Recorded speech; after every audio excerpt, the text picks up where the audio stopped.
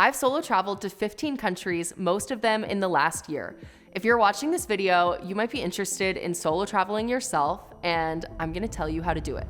Stick around because in this video, I'm gonna be telling you about the 3 different components of solo travel, which is the research, the actual traveling, and the best part of solo traveling at the end. The first part about researching any solo travel is making the decision to have a solo trip and taking the leap. We all have 2 voices inside of our head, and there's always gonna be one that finds a reason not to do something or doubts yourself or doubts your ability to do something. And there's gonna be another voice that thinks, well, maybe I can do it, and maybe this is gonna be exciting and I should try this. If you listen to the voice of doubt in your mind, then you are not going to have a fulfilling life or do the things that are really gonna make you happy. I like to reverse engineer my life in all ways, not just with solo travel, but for the purpose of this video, this is exactly how I plan my solo trips. I think about the most exciting place that I wanna go. Usually that's a beautiful place with a lot of nature, and I know what I like. So I start to Google the best things to do and the most unique things to do about this place that I want to go to.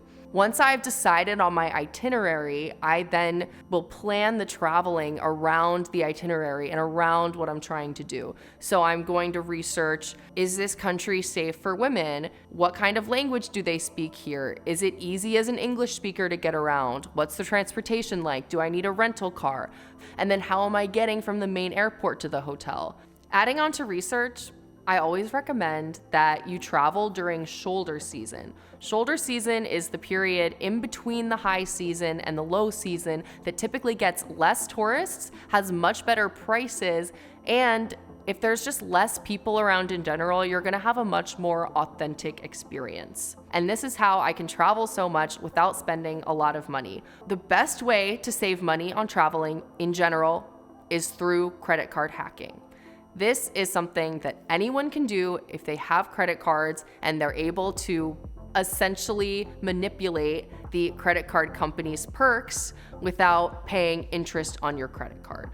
A lot of credit cards have a different breakdown of points. So for some credit cards, like the Amex Gold, you can get 4 times the points at dining or a grocery store, but only 1 time the points for any kind of normal spend. This is why I really like the Venture X credit card for traveling, because any regular purchase, you're still earning twice the points on. I essentially have a list of each spend category and how many points I'm going to earn from a certain credit card from that spend category, and I make sure that I always use that specific credit card for gas or groceries or hotels or rental cars or airlines. It's all different, and it's really important to keep track of this. It is a lot of work. You're gonna have to be putting the work in, and it is well worth it. I have flown business class more times than I can count, and I have almost never even paid for it. I make sure that I am setting aside that amount of money each month for an annual credit card fee. So it's already budgeted, it's already been figured out. That fee for me right now is about $120 a month. So for $120 a month, I get thousands of dollars in travel credits, I get points, I get sign-on bonuses, I get lounge access, I get my phones insured. I also make sure that when I get a new credit card, I read the brochure and the terms and conditions front to back. It seems a little bit neurotic, but you want to make sure you know the fine print so that you can enroll for any additional features or insurance that the credit card might have. Let's talk about planning your itinerary. And before we even get into planning your itinerary, I want you to think about what you like to do and what is exciting for you. It's a solo trip, so make sure that you are only going to things that excite you, not places that you feel obligated to go to just because you're in that place. The way that I like to research things that I want to do is by photos. I will search the place on Instagram or on Google Images, and I will scroll through every single photo and screenshot or save the ones that are the most interesting. I recommend using Google Maps because when you have all of those places flagged, it's really easy to see which ones are the closest together, find a hotel nearby, and then coordinate if you need to travel to different parts of the country from there. I write out my itinerary itinerary in a very fleshed out spreadsheet where I have the date, the location, the thing that I'm doing, the company that's running it, flight numbers, start time, end time, you name it, and then the day of the trip. This makes it really easy to track how you are going to get from one place to another, when you are going to get there, what time it's going to start, and how much time in between certain activities you're going to have. The reason that all of this research is so important is because the more you know about a place, the safer you can be. Every country has a travel advisory website, or there is also a US government website with travel advisories, so make sure that you're reading those, maybe Googling, is this place safe for solo travelers or solo female travelers, and reading all of the comments, going into Reddit, seeing what other people who have been there in the past have said. My personal favorite sites to use for business class travel searches are rove.com, which is also a Google Chrome extension that I recommend using, and points.yeah. Additionally, if this feels like the worst thing in the world for you, there are concierge services that for a flat fee of about $300, depending on the service, they will book these award class points for you. The last step before a trip is to pack. I own doubles of all of my toiletries. I own 2 flat irons, 2 hairbrushes, doubles of all my makeup, doubles of shampoo, conditioner, any kind of product I use on a daily or a weekly basis, I have a travel size double of. This is not financial information. This will not make your trips cheaper, but it will make it much easier to pack and unpack when you're done from a trip. And if you're traveling more than once a month or once every 2 months, this is worth it. Then what I do is I have a universal packing list, one for hot weather and one for cold weather. So I will go through and pack everything on the universal packing list, which is typically a certain amount of shirts, shorts, shoes, hiking stuff if I need it, and then whatever niche thing I need for the activity of the place that I'm going to. Some of my travel packing hacks include making sure that you are bringing cold and flu medicine, because it is going to be worth it, even if just on one trip out of 10, you suddenly get sick and you don't know where to buy medicine and you're in a foreign country, you can't read any of the labels. Just bring the medicine with you. You're not gonna regret having extra medicine. My second hack is make sure you know how many times you're gonna have to be packing up and unpacking on a certain trip if you're switching hotels. If you're switching hotels more than every 3 days, I don't recommend bringing anything more than a small carry-on bag and a backpack. Some things that you might want to bring on a trip are outlet converters, compression socks, and I don't think you need these other things, but you're gonna want them on a long flight, would be a footrest and an eye mask that attaches to your seat behind you. Now let's talk about the actual trip. Because you spent so much time researching, you're gonna enjoy the trip so much more because you don't have to think about any additional details. I think being type A is a form of self-love because you're taking care of your future self so that when you're on that trip, you don't have to do any extra work. And when you are on the trip, you have total free will. You can do whatever you want whenever you want to be doing it on a solo trip. The only thing that you owe to anyone is that you have a good time. I think also traveling alone opens you up for more opportunities to get to know more locals. I think people kind of pity me when they find out that I'm traveling alone, and it seems like people usually go that extra mile to make sure that I have a good, authentic experience in their country when they know I'm by myself. The one guarantee about traveling is that as much research as you can possibly do, something is still not going to go to plan. You have to practice radical acceptance because things are not always gonna go right.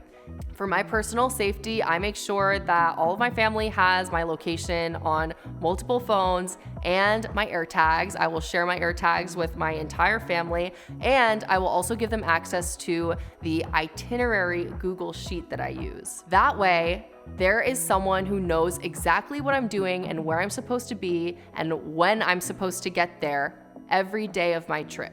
This might be overkill, but I do think it's really important to make sure that you're being proactive about things going wrong. Usually, as a rule of thumb, I don't like to be out of my hotel very long in the evening, and if I am out at night, I'm not wandering around. I'm going straight from the restaurant back to my hotel as quickly as possible. I'm walking with purpose. I don't mill around even during the day because that's probably the best way to get pickpocketed. And I'm always making sure that I know the plan when I'm outside of a location. It can be tempting to drink and party when you're traveling, especially in a new place, and I don't think this is a good idea if you're traveling alone. It is always so much more fun to party at home with your friends and your family, so save the drinking and the fun times in the evening when you're home and you know the location. Being vigilant is so important when you're solo traveling and always being aware. Make sure that you're walking with a purpose because usually people find this intimidating. I love ignoring people.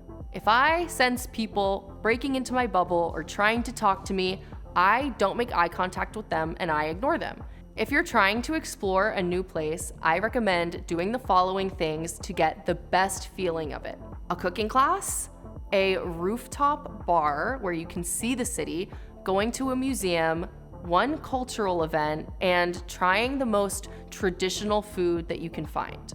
This will give you a really good idea of what it's like to be in the city, what it looks like, what the daily experience is like, and the food is like, and you can do all of those things in 1 or 2 days. Up until now, this video has seemed like a lot of research and a lot of safety preparation and a lot of work, but it is so worth it because in this part of the video, I'm going to be telling you guys about the most special parts of solo travel. It's really easy to get caught up in the monotony and responsibilities of everyday life, whether that is work obligations or social obligations or obligations to myself to go to the gym and eat healthy. I have a lot of structure. And when I am on a solo trip, all of that structure is anything that I myself have created and chosen for that moment. I think one of the most magical experiences of a solo trip is the first moment that you're on the plane. And this happens to me every single time that I go on a new trip.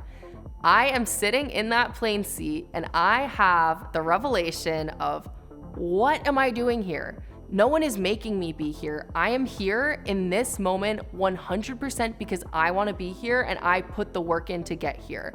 It gives you the craziest perspective of how much freedom you actually have in life to do what you want to do whenever you want to do it.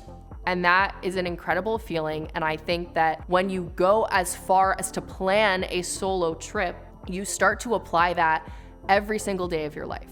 I want to go to this restaurant by myself. I want to go to the beach or this park by myself and read a book because I want to be here.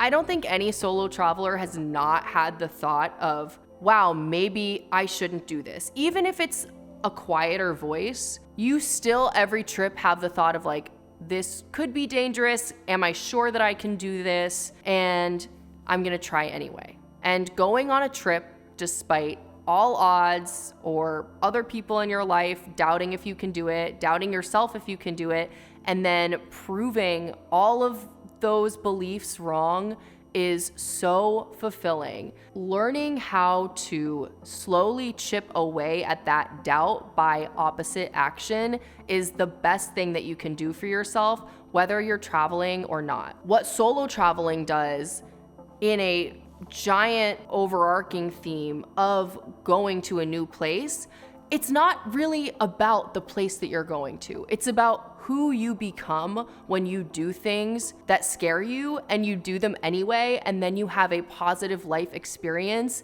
because you decided to do something that scared you. If you are already at this point in the video, you don't need any more information to plan a solo trip. All you need is permission. And if you don't have permission from yourself, take this permission that I'm giving you right now and just book the trip. You can overthink and try to make something perfect and get as much information as possible to convince yourself to do something, but ultimately, indecision is a waste of your life, and you already internally have made the decision, if you're at the end of this video, that maybe I can do this. So just try and go prove yourself right. If you're curious about some of the things that I always make sure to bring with me and the doubles that I pack, make sure to check out the Amazon list in the description.